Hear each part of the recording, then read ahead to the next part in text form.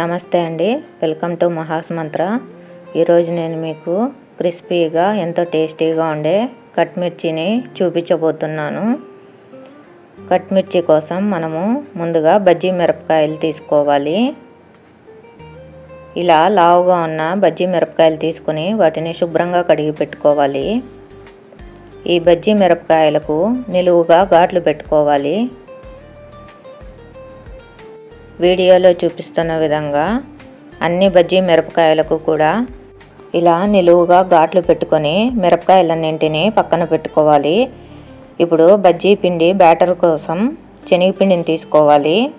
శనగపిండిలో రుచికి సరిపడా ఉప్పు, కొద్దిగా పసుపు, కొద్దిగా వంట సోడా, రుచికి సరిపడా కారము, వాము కొద్దిగా వేసుకోవాలండి. ఇలా నలిపి వేసుకోవడం వల్ల మంచి ఫ్లేవర్ వస్తుంది. ఇలా బజ్జీ పిండి కోసం పొడి పిండిని బాగా కలుపుకోవాలి. తర్వాత బ్యాటర్ని రెడీ చేసుకోవడానికి కొద్దిగా వాటర్ వేసుకుంటూ వీడియోలో చూపిస్తున్న విధంగా థిక్గా కలుపుకోవాలి. ఈ బజ్జీ పిండి బ్యాటరు లూజ్గా కాకుండా మిరపకాయలకు అంటి పెట్టుకొని ఉండే విధంగా థిక్గా కలుపుకోవాలండి. తర్వాత ఈ పిండిని ఒక గ్లాస్లోకి ట్రాన్స్ఫర్ చేసుకోవాలి. ఇలా పిండిని గ్లాస్లో వేసుకొని ఇందులో మిరపకాయలను ముంచి ఆయిల్లో వేసి వేయించుకోవాలి. ఇలా పిండిని గ్లాస్లో వేసుకోవడం వల్ల మిరపకాయకి మొత్తము బజ్జీ పిండి బాగా అంటుకుంటుంది. అంతేకాకుండా చాలా ఈజీగా కూడా బజ్జీలను ఫాస్ట్గా వేయించుకోవచ్చు.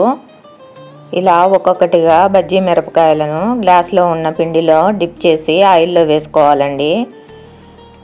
ఈ బజ్జీ మిరపకాయలను మీడియం ఫ్లేమ్లో పెట్టుకొని వేయించుకోవాలి. ఒక్కొక్కటిగా రెండు వైపులా తిప్పుతూ అన్ని మిరపకాయలు సమంగా కాలే విధంగా వేయించుకోవాలి. ఈ మిరపకాయ బజ్జీలు ఇలా గోల్డెన్ బ్రౌన్ కలర్ వచ్చిన తర్వాత వీటినన్నింటినీ ఒక ప్లేట్లోకి తీసుకుందాము. ఇప్పుడు ఈ బజ్జీలను ఇలా వీడియోలో చూపిస్తున్న విధంగా చిన్న చిన్న ముక్కలుగా కట్ చేసుకోవాలి. బజ్జీలు మొత్తం ఇలా ముక్కలుగా కట్ చేసుకున్న తర్వాత ఈ ముక్కలను మళ్ళీ ఆయిల్లో వేసుకొని స్టవ్ని మీడియం టు లో ఫ్లేమ్లో పెట్టుకుంటూ క్రిస్పీగా అయ్యేంత వరకు వేయించుకోవాలి.